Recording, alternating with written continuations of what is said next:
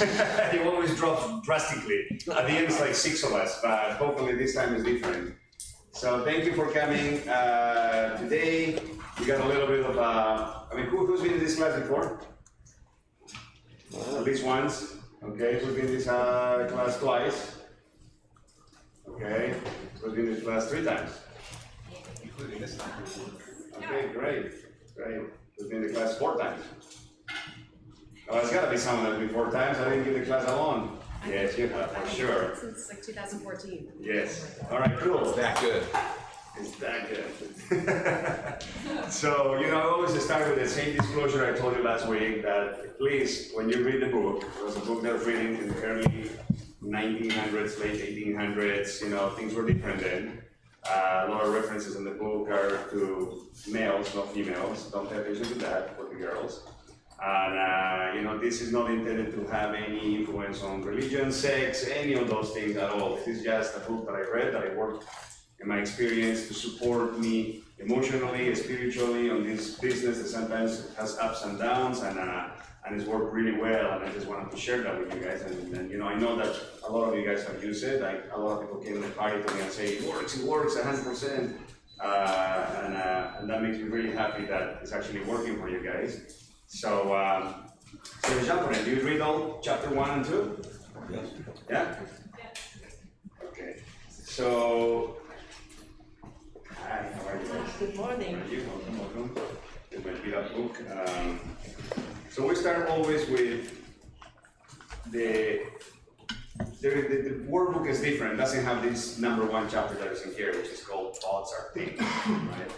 And I explained last week that whatever you think is really going somewhere, right? So we normally are inundated with stuff that happens around us all the time. All the time we're thinking, all the time it's books. I'm actually reading a really, really cool book right now. It's called The Untethered Soul. Untethered Soul. Oh, yeah, great Yes. The what? What an amazing Untethered book, Soul. And the book talks about, we always have these voice that is talking constantly. And it's amazing. I started reading the book and I started laughing because it's true. It's like all the time you're like, oh, maybe I should do that, maybe I shouldn't do that. It's like constantly, So the book, it kind of, for how far I read 3 chapters only, kind of teaches you how you can control that, to quiet that voice, right? Because it's not real, really. It's just a voice in there. So what this chapter teaches you here is how about this? How about we can actually control what we're thinking, right? So we can control what we're thinking now as much as we can, we're gonna be able to create things that we want, goals, change our life. So the problem is that for most of us, the majority of our life, we've been going this way, right? Go to school, oh yeah, money doesn't grow on trees, you're never gonna do that, that's too hard, that's this, that, we put on the TV and the news, right? Oh, the world's ending. All these things constantly. So for many years, you have been programmed to go this way, and now you're gonna read this book, and you're gonna do these exercises, and you get fired up because of school, but then you're gonna go home in the 8th week when we're done with this, and you're gonna practice for a little bit, and it's very important that you just really do what it says in here. There's specific exercises that you gotta repeat every morning, you gotta repeat every day, every night. And if you do that for enough time, what's gonna happen is you're gonna start going the other way. But you cannot pretend that what you've been doing for 20 years is gonna just disappear and all of a sudden you're gonna be going in the other direction. It's gonna take a lot of training, a lot of will, and then you're gonna start realizing that something's gonna happen. And you're gonna feel, oh shit, this thing works. And when you feel like something works, when you put a goal, and I'm gonna give you an example right now that actually I forgot to give you last week, then, Bob Proctor calls it the creative process. Now you created something with your mind, and it's become real, so now you know it works. And believe it or not, I've been doing this for now 14, 15, 13 years. I still forget that it works sometimes. I still get distracted by everything that's happening around me. I still get distracted by the frustrations in our job, by people saying the economy and the market is going to turn down and all that stuff. And the reality is that it doesn't matter. It doesn't matter if the economy changes. Yes, it'll get harder, things don't sell as fast, but it doesn't really matter if you focus and you keep doing the things that you should be doing and you just clear with what you want. So I remember in 2012, I had my best year ever. And I remember I made a specific goal, and I said, you know, I really want to, I like watches, okay? And I really wanted to buy a Rolex. And I remember made a goal, and I said, whatever I make past $1 million, I'm gonna use that money to buy myself a watch and my wife a watch, okay? And I knew exactly which watch I wanted for her and for me, and I knew how much it cost. I found out the whole thing. And I just went to work, right? And I just really do everything that I do. I went to work, I have my listings, I sit open houses, I do everything, right? And just focus on doing. Just about Thanksgiving, no, after Thanksgiving, I got the itch for it. And then, you know, one of my guys that sells watches calls me, like, I have 2 watches and they're like really good deal, and So, I don't know if it was a mistake or no, but I pulled the trigger before I should have, right? Because I needed to wait until December, but I didn't. Right after Thanksgiving, I went and I bought it. And I don't remember the exact amount, what it was. It was like, whatever. You know, I bought them, the year ended, and I forgot to look what my goal was, because I already had the watches, so it really didn't matter. And I went to Bolivia, I think, that day, and I came back, and I was sitting at my desk on the beginning of February, and I got something that showed me what my production was last year, like a detail of what I sold and everything, and I look at the commission, and I swear, and I have it saved somewhere, it was the exact same amount above $1 million that what I paid for the 2 watches. Like ridiculous, and that day I was like, wow, this shit's fucking amazing, right? And I remember I have the paper, I'm gonna find it, I'm gonna try to bring it for this class or the class after, but I have it, and I was like, honestly, I didn't know what to do. I was like, how did this happen, you know? So it really works, it works, and if it doesn't work or you don't feel connected with it, you just let it go. Whatever you can find out of everything that I'm gonna talk here, everything we're gonna read, everything we're gonna learn together, just rescue little things that might work for you. You know, you don't want to do the whole thing. There's going to be one chapter that's really going to connect with you, and then just use that one. Don't try to like, oh, I understand the whole book and I'm going to do the whole thing, because it doesn't work that way. That's why we do it every year, because who has the experience that you have come before and there was something that you really didn't pay attention, and then the next class, you told me, right? Then the next class you come, and then something that you didn't pay attention that became a lot more important to you in that moment, because we change. And the book doesn't change, because we are more open to other messages, or maybe in a place in our life where that message is more important and stuff like that. So just be open and see what connects with you, what doesn't, whatever. So truly, thoughts are things, and powerful things at that, when they are mixed with definite purpose, persistence, and burning desire to their translation into riches or other material objects. So it's not all just about money, by the way. You can have different kind of goals, different kind of things that you want to achieve, feelings, maybe you want to meet your soulmate, maybe you want to, whatever it is that it is, you know, I think that your mind, you can work on any goal that you want. But who believes that thoughts are actual things? Okay, good, we're on the same page.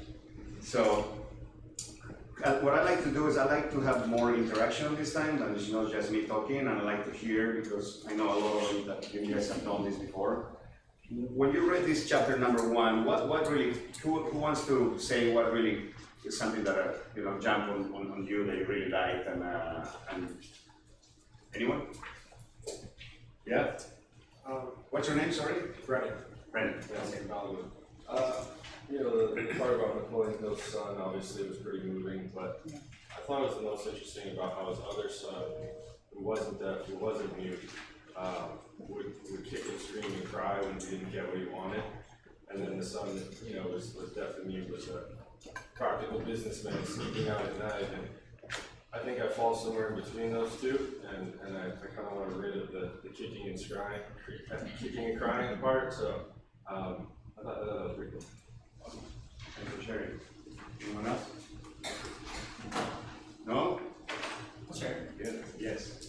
Sorry, Tyler, Right. work out in the Beverly Hills office. I really like the story where they talked about going west testing mining for gold, and the guy drilled on the fault line, and if he would have just continued to drill, he would have hit gold, but instead he's like, there's nothing there, I'm just gonna go back to what I was doing, and then somebody else came in, he's like, if he would have just kept going and pushed past failure, then, he would succeed. That's an amazing story, right? Mm-hmm. And by the way, all those stories, everything here is actually real. It happened, right? I mean, the guy dedicated 30 years of his life to live with the most successful people at that era, right?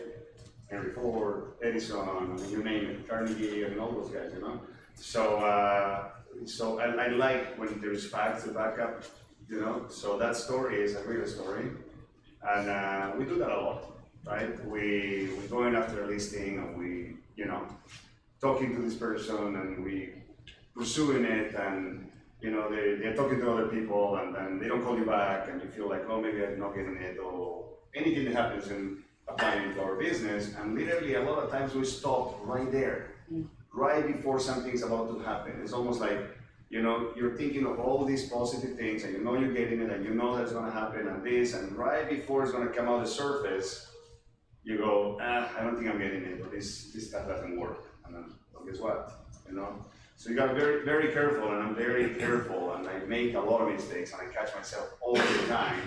But someone told me at a point in time, clear messages to the universe. So when you talk, watch. Who's been with me at times, and they say, if I get that listing, and I correct them and say, when you get that listing? You. So if you learn how to catch yourself too, then you start, speaking something that you're hearing, so then your subconscious mind is gonna get that. But if you go around saying stuff that is negative, I'm not gonna get that, maybe I'll get or this and that, then that's what you're sending out there, So you gotta be careful in what you say. What's the other lesson that teaches in here is really cool? 50 Cent story. Yes. That was pretty cool. Just about being persistent and, just standing. A little girl just with that glare in her eyes. I really like that story. And just a reminder to just keep on. Yes, it's I watched a video, I don't know, I think I showed it in one of the classes in the beginning in that room because we weren't that many. Will Smith talking about persistence, and basically he says, all you have to do is make your mind of what you actually really want.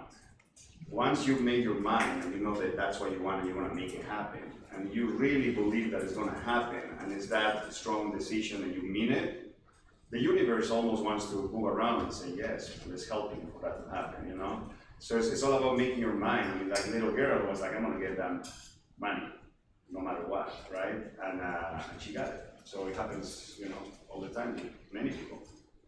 Hey, I'm Todd from the Beverly Hills office. And you were talking about this last week as well, about kind of burning down the bridges, like when you're going kind of all in and taking that risk. This is my first year as an agent, and previously I come from a design background, so I thought in the beginning, okay, I can still do some consulting work, do some design work, and kind of manage the two, and then obviously realizing how challenging it is to be a successful agent, I just started turning down all the other consulting opportunities just so there is no safety net. And I know that's going to work. Okay, great. Good catch. Yeah. Good catch. Santiago? Yes. That really resonated with me when you talked about burning the boats, like you just can't go back. And it's funny what we all hear, because we're all a family and we're here to collaborate and help each other. And I went on I'm Monique, by the way, and I went on a long walk with Natasha Barrett, who's also a really great, fun agent here, and she didn't hear that.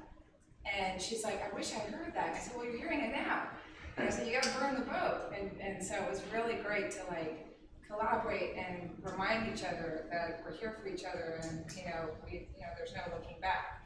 And having said that, I remember one story that you said, and maybe that's later on, about, we all have hurdles in our life, and they come and go, and that's why doing this is my 5th year doing this, and I learn something every year. You talked about Tiger Woods and Kobe. and Kobe, and that has really resonated with me. Maybe you could, let's share now. I'll tell you the story. So you have two major athlete individuals, right? They had to deal with both kind of situations, you know, with the wives, right? So in one end, you have, you know, Tiger Woods that whatever he did or whatever, right? It really destroyed his game. Not only his family, but the guy was so affected by what the media and what people would think about him, what happened and everything, he just couldn't play anymore, right? Now we know he's back or whatever, but for many years, he just couldn't, right? So he let all those external things affect his game and he couldn't play anymore. On the other hand, you have Kobe Bryant, you know, who is an incredible individual because he controls his mind. So he was dealing with everything he was dealing in, and he was going to court in the morning, and then he said, but at night I have to go and pray. And when I stepped in that locker, I wasn't Kobe Bryant anymore. I was the Black Mamba. So all that goes away, and I know what I'm going to do, and I'm gonna go kill in that field, or in that court, right? So when I'm here, don't touch me, don't talk to me, let me do my thing. When you get out, that he can deal with his problems. So, you know, it's very important to see that example because you have there one guy that let all this stuff kind of mess with his mind and just destroy his game. And then I have another guy that dealt with his issues in one side, but when he needed to show up for the game, he was killing it, right? I love that example. Yeah, That's great. that's a good one, yeah. That reminds me that what I've been thinking about a ton this week is when we were listening to Kyle Maynard speak, and like the big takeaway for me in every area of my life is, you know, that his first thought doesn't define him. And so I think in our business, it's just, I mean, just within a deal, how many things come up and like what we start thinking right away. And how he was like, it's the thought behind your first thought that defines who you are, not that first thought. And so that was like what I was thinking about, because we have like big hurdles on deals and getting clients and getting listings, and then you're going up against, you know, and that negative talk. I mean, we're human, we're gonna have bad thoughts, but like sweeping it away and like your second thoughts. And so that was like huge for me hearing that, because I think it's like when I read this, just the second time I've read this with you, and like you take something different every time I read this book. Yeah, That was cool. like huge. Yeah, that's why we do it. Anyone else? Okay, so let's continue. I mean, talking about Kyle Maynard, I mean, if he's able to do everything he did with the deck of cards that he was playing, there's no freaking reason why any of us in this room can do whatever we want to do. I mean, seriously, I mean, what's the explanation on that? How can you explain that he can probably kick my ass, he played football, I mean, seriously, I mean, it's like, you know, I mean, the things that he's done and he's achieved is all because this, nothing else really matter, you know? Any athlete that achieves certain level, any professional, any successful person, is everything above the neck, has nothing to do with what is under the neck, so. And there's nothing he doesn't think he can achieve, because he, again, I was with Natasha and he looked at both of us and said, well, you guys aren't my type, but.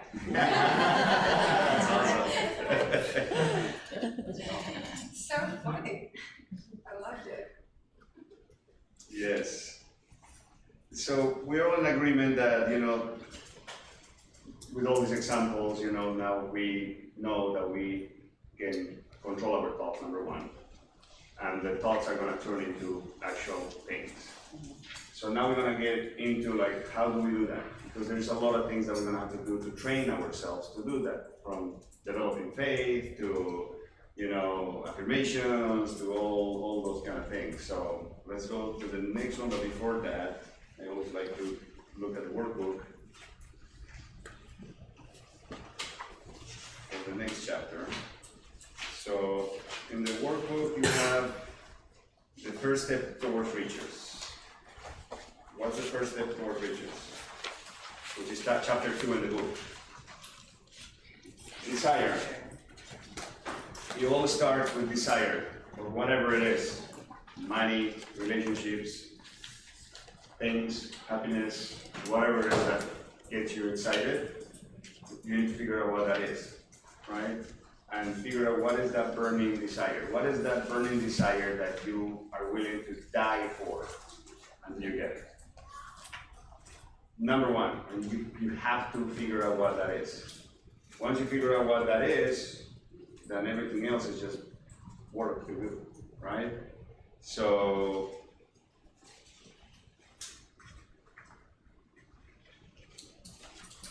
there are 6 ways to turn your desires into gold. The first one, this is gonna be specific about money, because we're in business of real estate and we're trying to up ourselves, right? Fix in your mind the exact amount of money you desire. It's gotta be an exact amount, but it's very important that you're gonna get that by a certain date. So what I do, and it's helpful because then you go, how much and by when? 20 years, 10 years, 5 years, at the end of the year.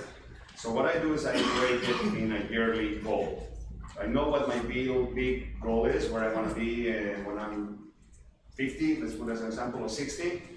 But I know where I want to be every year, and that's what I scream when I'm walking in the treadmill in the gym. It's basically my goal for the year. So figure an amount of how much you want to make, right, net to you this year. Well, now it's a little late, but the reason why we do this class now at the end of the year is because I want you to prepare everything to enter into January and do it for next year. And to enter and start making money in January, you need to start putting things in escrow in November and December. You don't start in January and say, okay, let's go, because then you're gonna be behind. So you need to prepare your business plan, your goals, your desire, everything now, so you're ready for when the end of the year comes, you go into the holidays, you know what you want, and you start opening escrows and you start the year with a bang.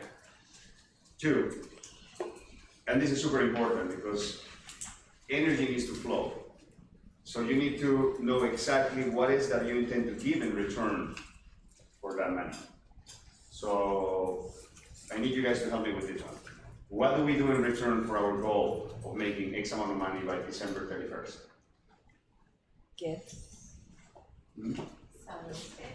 Yes, what else? What else do you do? What is it that people want to pay you? Good customer Service. Right, of course, we're in the customer service business. What else? Give guidance and advice. Yes, Real estate. Honestly, be yes. honest. And are we honest? I am. Do we give good advice?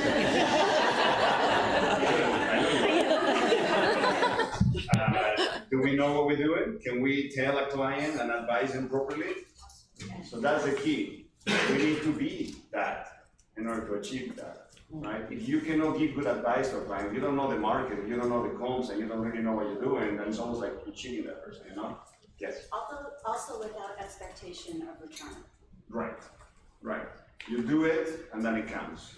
You're not just doing it because of that. You do have the goal, but it's not like, okay, I'm gonna do this for you just because of this. It's gotta be like a flow. Cool. 3rd, establish a definite date. Well, we say that, I said it at the beginning, but you need to have a date. And the reason why you need to have a date is because subconsciously you need to know where are you from that thing. And that's why I think you have yearly goals and then you have little longer goals. And when I do my goals, it's not just how much money I want to make.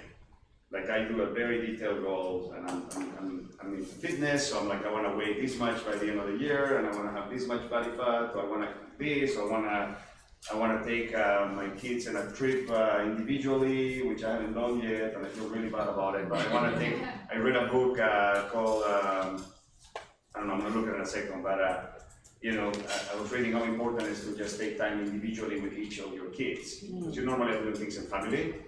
But it's very important for kids that you take one of your kids and you give them that one undivided attention and take them somewhere. It doesn't have to be a fancy trip or anything, you know? So I'm gonna be accountable to you guys and I'm gonna make that happen next.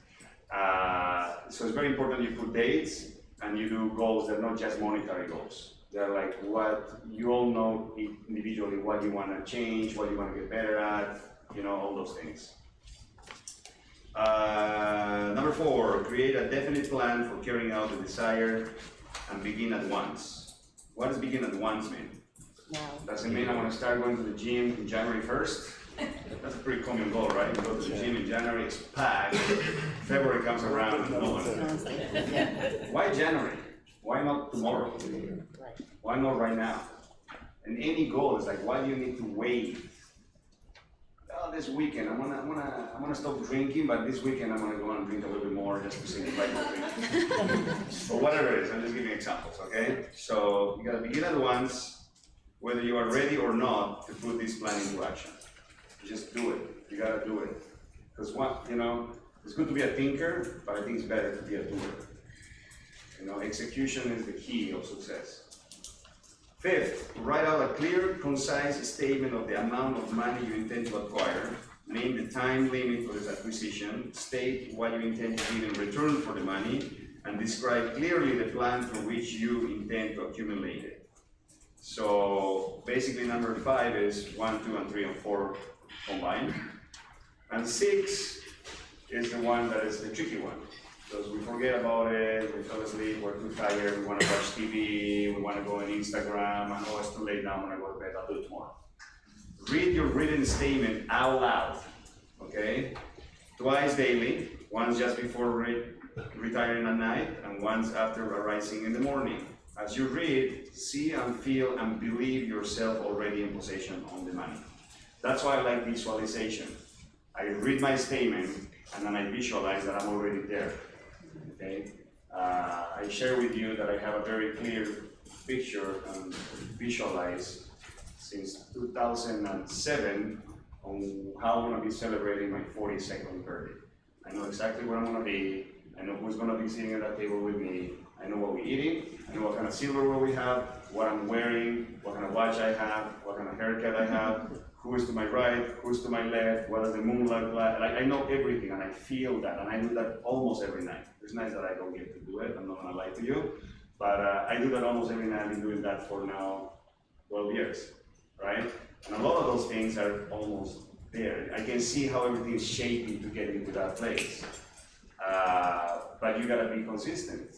I mean, look, it's been 12 years that I'm doing it. I'm not there yet. Doesn't mean that a lot of the smaller things that have happened to me already, which is like the vision boards, right? Misha here? Anyway, Misha is my cousin, and he came when I used to be Los Feliz. I remember starting in real estate, and I had this really cool vision board, and I had a bunch of stuff in there. And he told me a few days ago when I took him to lunch in his birthday, he's like, I want to look at that stuff. It's like, this guy's weird, man. I mean, like, he's dreaming. I mean, like, Friday, that watch, this and this stuff. But he's like, dude, you almost have everything that you have in that board already, So it does work, I mean, and I think people that have seen happening to the time realizes that it actually happens, I mean, why is it that I can do it and no, you guys can do it too? I mean, there's no reason why not, right? Okay.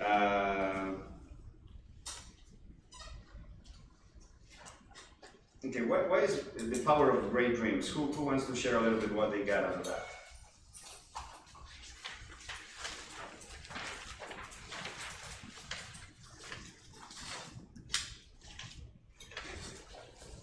No one?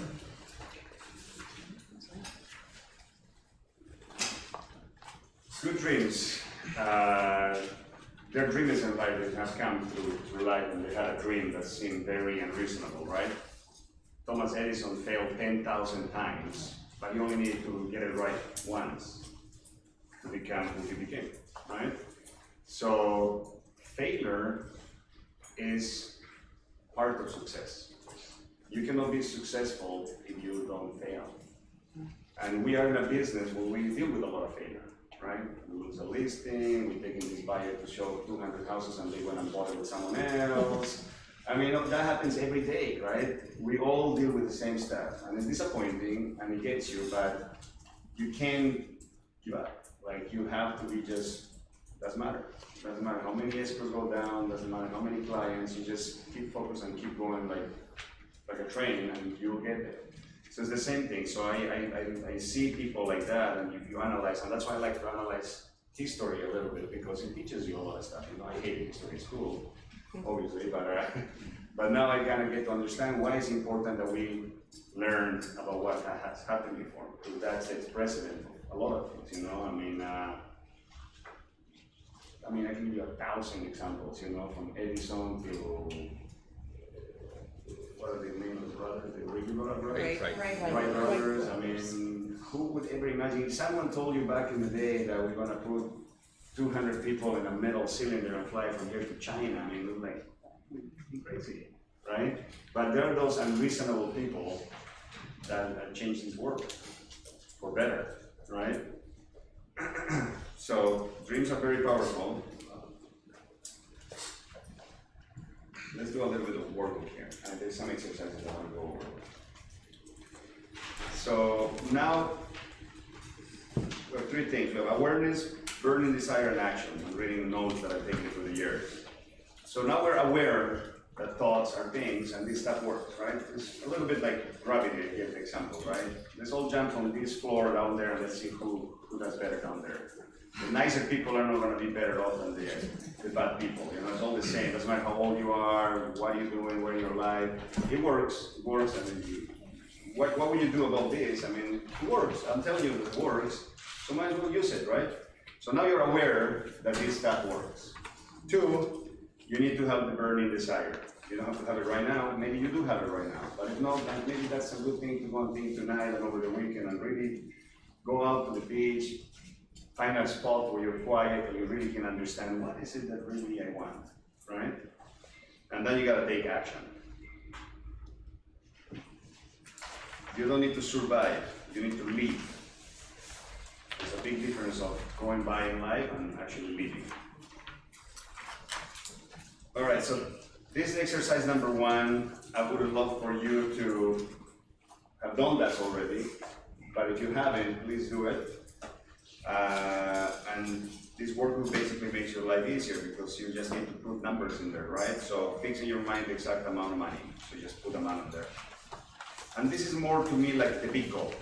This is like, you know, when I retire, I want to have this amount of money. That's going to make me feel comfortable. That I want to have a comfortable, you know, life.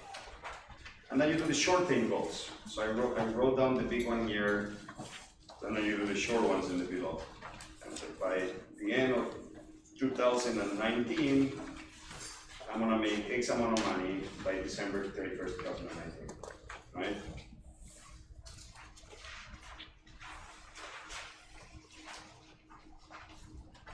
So task number two, the intention to give. So you do a statement like this. I'm gonna read you mine, which is old, but I'll give you an example. I would like to give to whoever I'm, you know, receiving the money from, my services, my time, my experience, my knowledge, expertise, goodwill, anytime it's needed. I also would like to give X percentage of each check to a good cause, right? Because that goes to giving, you know. So you're receiving, you're giving. You're receiving, you're giving. It needs to always be like this.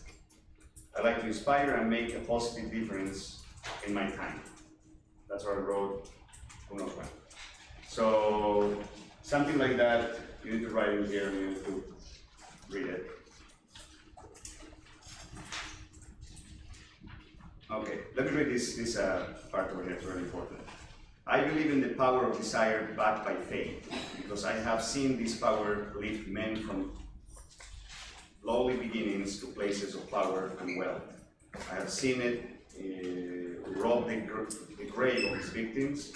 I have seen serve as the medium by which men stage a comeback after having been defeated in 100 different ways.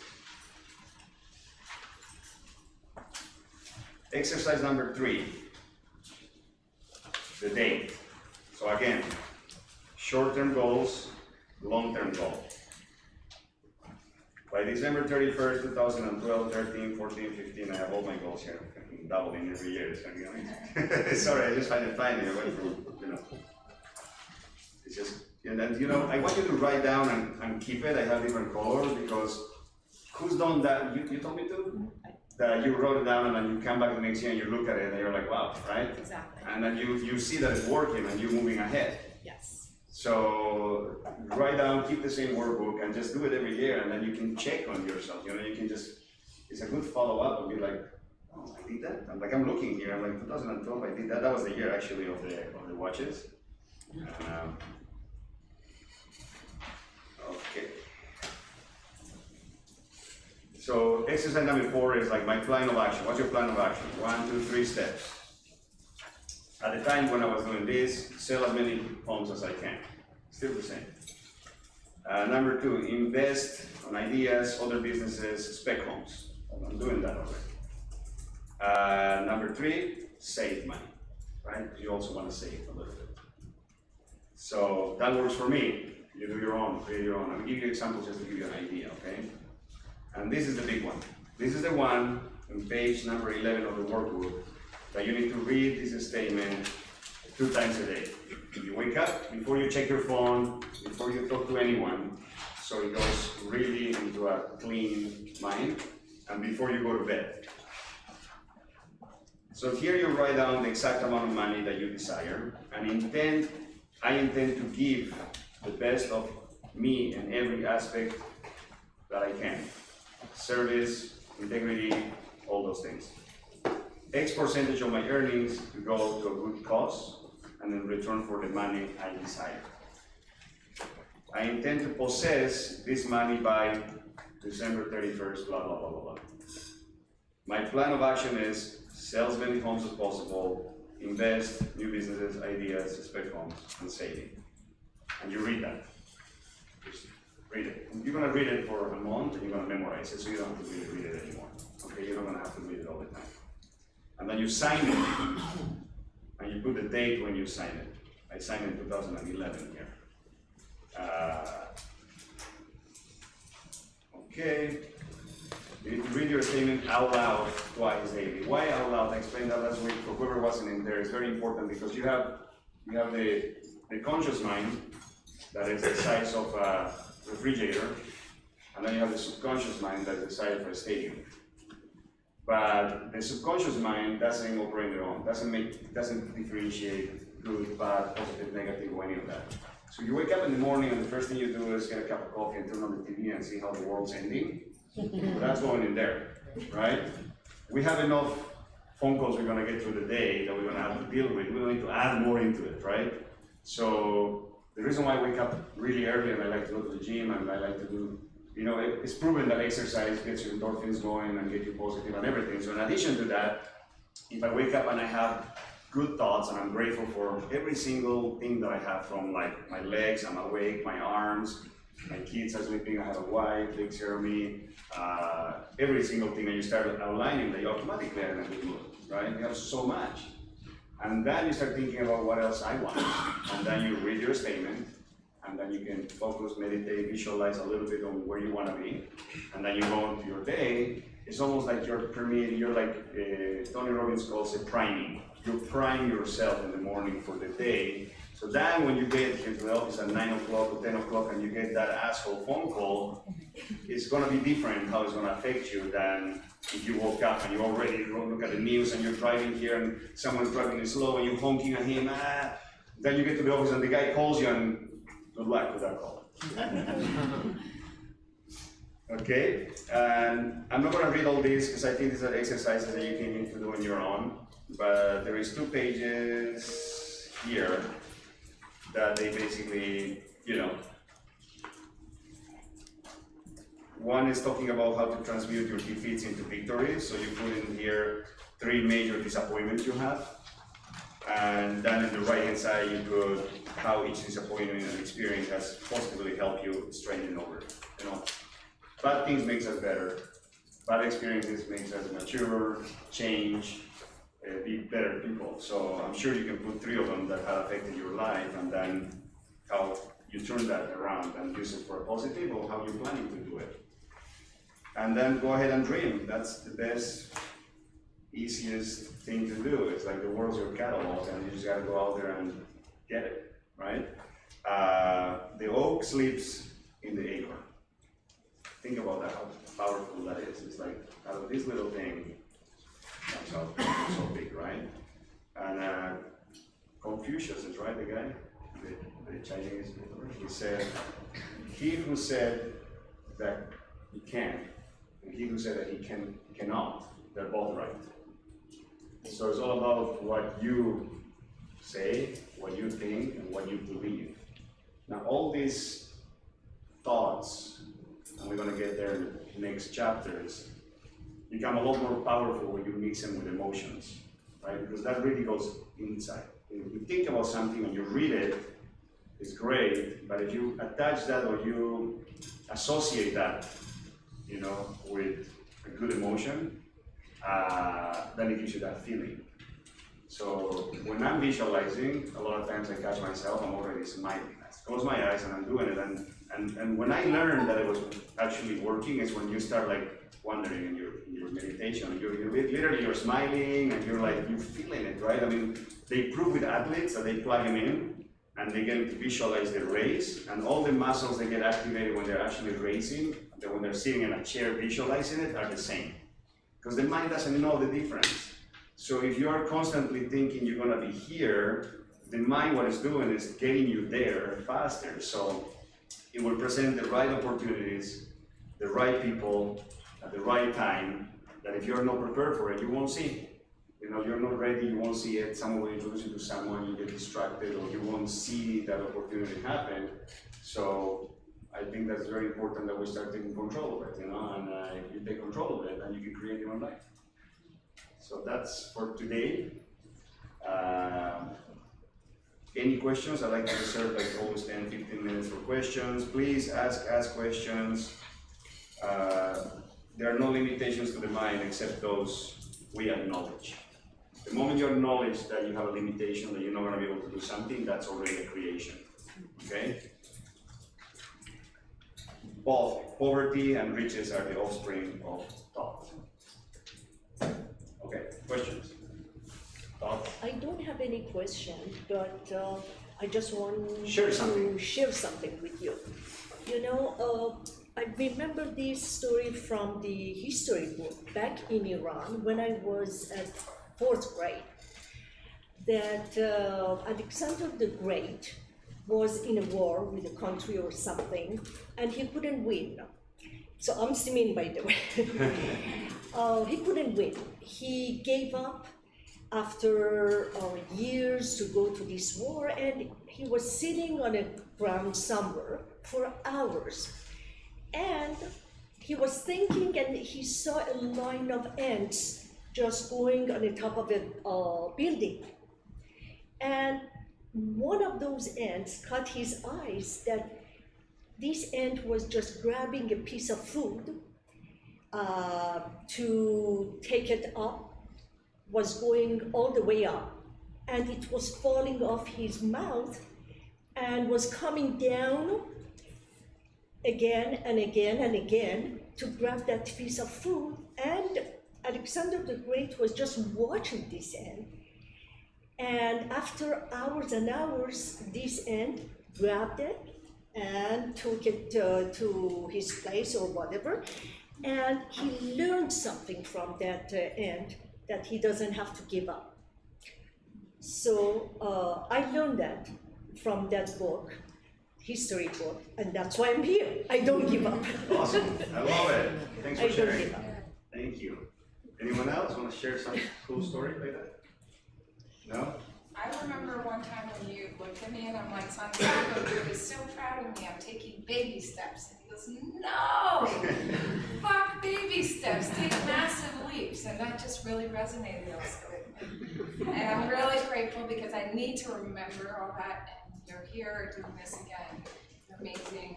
And Billy for creating this company, and your amazing email last week, I'm so touched.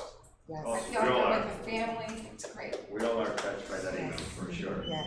Yes. Two things that came out. Huh? A lot of times I'll have a very, I'm Tyler from the Beverly Hills office. If you have a very specific goal, and a lot of times I'm a very decisive person, I usually know what I want.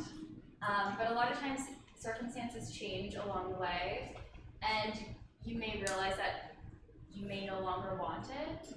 So how do you avoid from that happening? And how do you differentiate that from just you being lazy or not trying as hard as you could be? Right.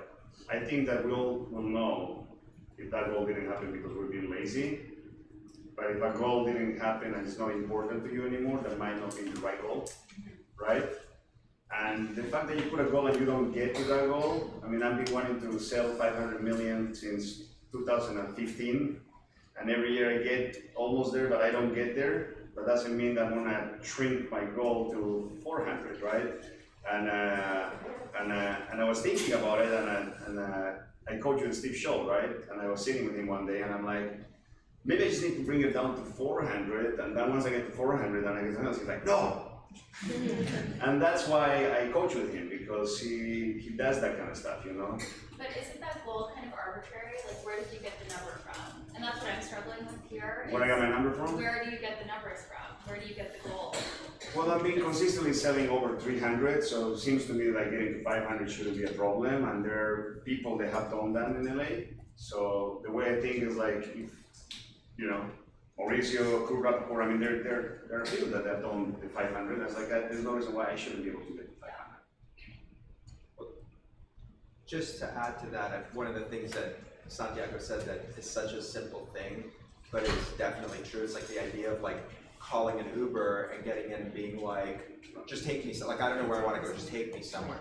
And what a lot of it is both, you know, you can set a goal, whether your goal is to set 10 million, 40 million, 500 million, it's also how do you get there? You're gonna have to break it down. And I talk to people all the time, younger agents, and you know, I've had my ups and downs, and you know, some years are better than others and that kind of thing. And sometimes you get really close to the goal, sometimes you exceed it, sometimes you're way off the mark.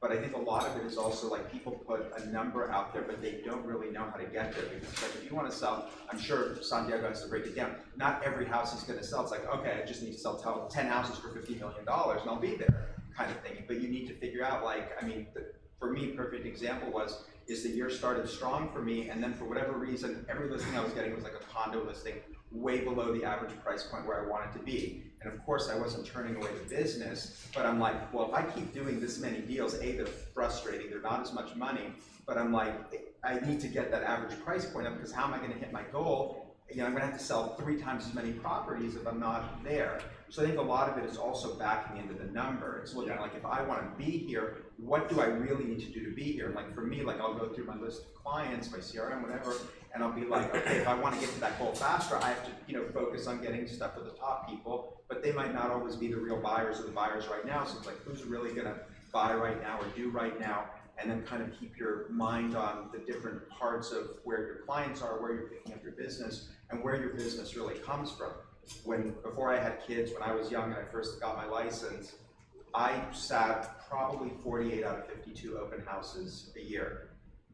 And I look back on that now and how much business I picked up on those, and it's with kids and with stuff like that. Open houses kind of became harder, but like one of the things I've been trying to do is get back to it, because I look back at a friend of mine, this is a very small world story, but it was actually Steve Mazes, the mortgage broker's house, back in 2008, early 2008, that he and his wife were getting divorced. They were selling it, and my partner at the time had the listing, and me and my friend both like alternated sitting at open house. And we still talk about it today, that I probably sold, I didn't sell that house, but I picked up a client who I sold another house to, listed their house. I picked up another client who I sold their house. That client referred me to a friend of theirs who I sold their house. I double-ended it to another friend of mine who bought it, and then I listed their house. And you know, like that kind of thing about like, and then my friend picked up somebody there that they sold the house next door. They sold a property in Malibu. She's done a dozen deals off that one open house. I've done a dozen deals off that one open house. So you really have to see where your business is coming from and be realistic about it, because whatever the goal is, you're not gonna get there if you really can't break it down. Right. Yeah, you need to, that's absolutely right. You know, there is the element where what you want, and then it's like how you're gonna get there. And it needs to become real. So I can't stress enough open houses. Guys, open houses is such an important thing to do, right? You're 3 hours there, and yes, you're gonna meet a lot of neighbors and stuff like that, but you're also gonna meet people that are looking for a house. I mean, a lot of times you need to go and socialize and go to a networking thing, and you go into a cocktail party and you're trying to talk to people about, find out who might be someone that you can do somehow business. Open houses, they're coming in with that mindset already. You'll meet buyers, you'll meet sellers, and if you're in the right mindset, if you're in this, you know, positive, and then you know your market, and you know what all the other open houses are about, and what the other sales that just happened, and you know really everything, that's when you create your own luck. that's when the opportunity meets preparation, and that's when you can take advantage of it, so. How do you handle it? Because I've been sitting in lots of open houses every weekend. So maybe I'm doing something wrong because lots of people usually come to the open houses and they give me all information. I ask them to write down their information. I make sure the informations are right and I can read them. So I follow up with them the day after. I send them emails, 2 days, 3 days after. If I don't hear from them, I send them text. But that's it. They don't respond to any of these emails, no text. Maybe I'm doing something wrong. I don't know if that's because English is my second language. I do No, not know. that's- But most of yes, I know. But really, most of them are Persians. I mean, unfortunately. So, but I truly don't know how to handle them. And you know, there are opportunities out there. And believe it or not, they come to me at the open houses. When they see me, they say, I want to work with you, no matter what. I'm not going to work with anyone else. I don't know if they are truthful or something, but that's what they tell me. But they disappear, and it's a puzzle to me. Why is that? I have this notebook.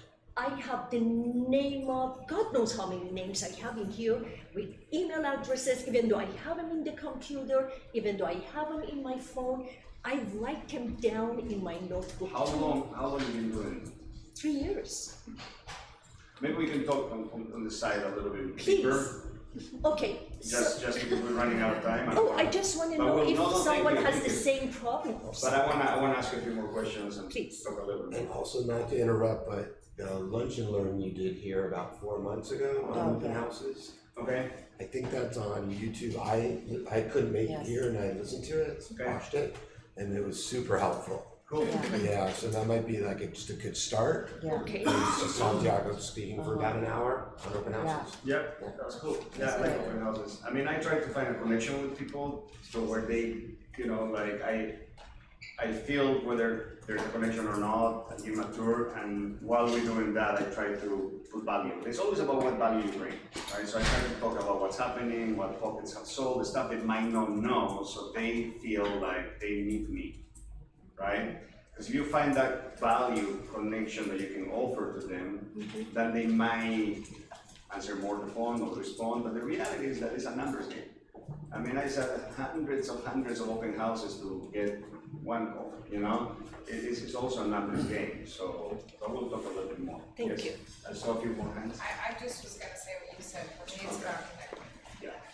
Random, like, you do, something you said Thursday night, another thing like that got me and has to do with this in the mornings is, you know, especially like moms, like we start in the morning and blah, blah, blah, and I'm getting up at 5:50 in the morning. And Cool. my whole thing was, I would grab my phone before my feet even hit the ground, and so like the power was in the phone. It was the good news, it was bad news, half the time you're flustered, you're already stressed, and so I'm literally not looking at my phone until 7:30 in the morning. It's like changed. And is the world stopped? Oh my God, it's like, I'm not that important, but people need to talk to me at that time of the hour, and no one's really trying to, so it's just like making sure I do this, get my workout in, and come home, and then pick up the phone at 7:30 and the chaos will start, but that's like been huge, cause that's Right. my excuses, I don't have time. Now, picture you do that for 3 years. Yeah, I mean, it's only, yeah, it's been a week. Alright, love it. Yes. I'm curious, how do you, like, I'm sorry, and when you create your goals, like your big goals and your annual goals, how do you stay motivated? Like, I feel like after you read books like this, like, personally, I always get like really excited, I'm like, I'm gonna do it, and then for like a month or 2 months, I'm like on top of it, and then like life happens or whatever, and it just sort of loses. How do you stay motivated? Is it like just doing the repetitions every day? There's a chapter that we're gonna cover called persistence. I'm just gonna break it down really good for you. But how important is that goal for you? That should be a big motivation. Like for me, it's like, it has to happen. So when I wake up and I'm a little tired, and I'm like, oh, maybe I should skip it today. I'm like, no, because this one might be the day that gets it to another level, you know? I think that it's also, like, we all have days where you don't do it, and then you're like, okay, well, I didn't do it yesterday. It's kind of like how people diet. If you have like a bad, 3 days, if you just got back on track, it wouldn't be a big issue and you'd be back in a good spot. But if you're like, oh, well, fuck it, that's like Right. day 5 again. We all come out of the train sometimes, right? I mean, it happens to everybody, there's days that you don't do it. I think the trick is not to beat yourself too much on Right, it. yeah. Okay, whatever, tomorrow's another day, like, Because continue, it's part of- life continues, don't get stuck in that. How do you find balance with having kids and a family and putting this into practice every day, but also taking time off? Like, You- what's your? You make it, you don't find it. You need to make the time, and you need to schedule it, right? I mean, you look at my schedule, I schedule everything. If you look at there, I have date night with my wife on Fridays from this time and this time, and if someone calls, wants to show house, at that time is not available. It's not real until you schedule it, period. If you say you're gonna do something, write it down in your schedule, so it's real, it's there, you have to go. I'm gonna get a haircut on Wednesday at 2 p.m. If you don't schedule it, one's gonna come, oh, maybe I'll go tomorrow. And that's a very simple thing, nothing's gonna happen if you don't get a haircut. But if it's in there, you know that that's where you're going next. So I think that is making a point, right? Scheduling and know that Saturdays I don't work because I'm with my kids and my wife. On Fridays I'm doing this, on Sunday I'm doing that. If I have open houses, I don't do anything before the open house. I can have time with my family and I have time for myself too, right? That's why I wake up at 5, because if I don't wake up at 5 and I do my meditation and go to the gym, well, I can't do it anymore, because if I go home, I want to have dinner with the family, I want to spend time with my wife before I go to bed, put my kids to bed, and then by the time I do all that, the gyms are closed, and I don't have a gym in my house. So it's all about scheduling and making a point that you're going to organize yourself that way. That'll work for me too, because it was, like, I know for me, it's easy to get fun calling this, and this is my 3rd or 4th year doing Yeah. it. But about 18 months ago, I started to realize what was going wrong, and then I went back to my desire and my statement, and I started to put time in my morning. So I would wake up 30 minutes earlier. Before I got out of bed, I wouldn't get out of the bed until I spent my 30 minutes just focusing on what it was I wanted and my meditation on that and my affirmations. And it just flips the switch in your head before your feet hit the ground in the morning, and it's a great way to start. But if you schedule to get up and do it at a certain time, then you don't lose sight of it, and it keeps growing, and you start getting more out of what you're reading. Yeah, that's a great one. And everybody's different, by the way. If I don't get out of bed and I try to meditate in bed, I'm not waking up. So what I do actually is I have a big cup of water that I bring at night to drink in the night when I need to, and I put a lot of ice in it. And then when I wake up in the morning, I get out of bed, right? And then I drink most of it, and whatever is left that is really cold, I go in the bathroom and I put it in the back of my neck, and I wake up. Whether you like it or not, try that trick. That, Billy mentioned at the forum, the Headspace app, the meditation. It's great. I'm doing it for 1 week, and there's a productivity course on there. And I have a problem with, like, my mind starts to wander. And in 1 week, it's just turned around and just way more focused. Your mind wanders sometimes? I'm like, shit. I don't. Welcome to the club. You have something going on, next thing I know, I'm thinking about surfing. Right. And obviously. And that's actually a good thought. Yeah, that's a great Imagine all the thought. shit that we think. But I gotta get this RPA done, so. Good. But yeah, Headspace app. Yeah, it's great. I like it. I use that too. They said that at the forum, there's like, we have like 60,000 or 90,000, I can't remember, 90,000 thoughts a day. So, And yeah, welcome to the club. And 95% of them are And it's the same. 10 minutes, and you could go on there, and if you only have 10 minutes or 12 or 15, it totally works. And it will pop the time that it's time for you to do it in your iPhone too. Yeah. So this is a cool, I mean, those are great tools to start doing it. For those that are not used to meditating and you're not in whatever, those are really good tools to get, accustomed to it. All right, are we good? Yes, please. I have one quick question. You can ask 100 questions. But like, okay, so in the Buddhist religion, they teach you to like manage your expectations so that you don't feel disappointment. And like the definition of disappointment is the gap between expectation and reality. And like you said, you visualize this birthday of yours and exactly what's gonna happen. Like, how do you manage your own disappointment? And do you feel disappointment often because you have such specific goals? And if it doesn't, reality doesn't meet those goals, do you feel disappointment? So I like to cross the bridges when I get there. Okay. So because a lot of times what we do is we start worrying about stuff that hasn't happened yet, right? And we start thinking about stuff that hasn't happened yet. It's not real. So you already have, you know, felt sad, disappointed, all these things for something that has not happened yet, right? So we do that a lot. Two, yes, I'm really disappointed I haven't sold 500 million for the last 3 years. But I sold 300, 400, 420, so I'm good, right? So then next year you do it again. So I don't get stuck and it's like, oh my God, I didn't do it, what happened? It doesn't matter. You need to kind of get over a little bit of being disappointed because it's part of life. The trick is how quickly you bounce out of it, I think. Make sense? Yes. So I'm a firm believer of manifestation, writing your goals. I did it for years. And I feel like I achieved all my goals that I had professionally and personally. And I realized I stopped doing it for about 4 or 5 months. And now my business went down and I feel kind of lost. But now I don't know what I want. I'm in that stage because now I'm a mom and my kids are my first priority, but I need to make money. But it's like I'm in this place, like I'm trying to like, what do I want? And I'm just sitting there and it's like, it's kind of challenging. I saw my business go down because of it and feeling a little lost. That's usually when people sign up for a marathon. Well, also discouragement, like you run into bad clients, you go to a listing and they're going, you know, a client that you've had for years, they're going with someone else because they're giving them a break on the commission, or they have a friend of a friend, and disappointment and being told no now and deals falling through. It's like overcoming those obstacles, I find, is what, you know, I need in my life right now, and what we both kind of are looking for. We're in a good spot right now. We're Yeah. talking about That's why we're figuring out here. what is what you Yeah, want. yeah, So yeah, yeah. take this weekend to really think about it.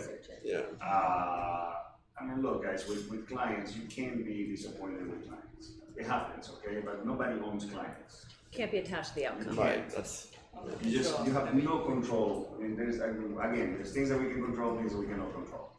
What the client's gonna do, who's gonna write an offer, and who's gonna take the agent with the reduced commission is out of our control completely. So beating yourself up about that is just crazy. yeah, that's great. And you're gonna go crazy, right? So maybe a way to look at it as maybe God doesn't want me to work with this guy because the time I'm gonna deal with this guy is gonna take it away from that other person that is coming in my life. Sure. That's gonna be a lot better in many ways. Better opportunity, better money, who knows, right? So always look at it like there is a reason why life happens for us, not to us, right? And I think I remember you told me you could be working with someone for a year or two, and then that night, because everybody's a real estate agent, they could be at a dinner party and meet like there's, you know, cousins, like, you know, then they're working with them, and that just happens, and then you could be the person at the dinner. Totally. So you gotta turn around. And it Yep. happens. Exactly. But I do a fun story to share about manifestation. Years ago, one of my clients had this artwork with Vladimir Kush. I loved his artwork, and I said, one day I'm gonna own one of these paintings. So I sold his 3rd or 4th home, and he says, are you ready to buy one of these paintings? And at the time it was like $3,500. I'm like, yes, I'm ready to order it. So that, and I had a picture right by my desk, like I had it for about 2 years sitting there, a postcard of it. And so my client calls his dealer and says, my friend wants to buy this piece of art. And so at the time I thought it was $3,500, and he says, well, now it's $18,000. And I'm like, oh, no. My client says, put it on my bill. And bought me the painting, and but I manifested it because I had it there next to my desk and wanted it, and it just happened that he ordered it for me. And that's how it happens. Yeah. I mean, honestly, I have so many stories like that, but I don't wanna tell you all the stories. One, I don't remember all of them, but it happens all the time. And once you start realizing that that happens, and you understand that it's something bigger than just doing it in the normal, traditional way. The traditional way would be you need to sell more houses and afford the 18,000, but the untraditional way, how the universe works, is that he put you in front of you a person that give it to you. And that's how it really happens. It's not, you never know where it's gonna come from. You And- never know how it's gonna happen. And what I said to him, I said, I can't receive this. How could you do this for me? He says, because you've taken care of me in all my houses. Right. Yeah. There you go. That's the service that you give in exchange for not only your commission, but a gift. Yeah. So, all right, cool. Are you guys good? Yep. Yeah. So See you next homework Friday. assignment. All right. Santiago.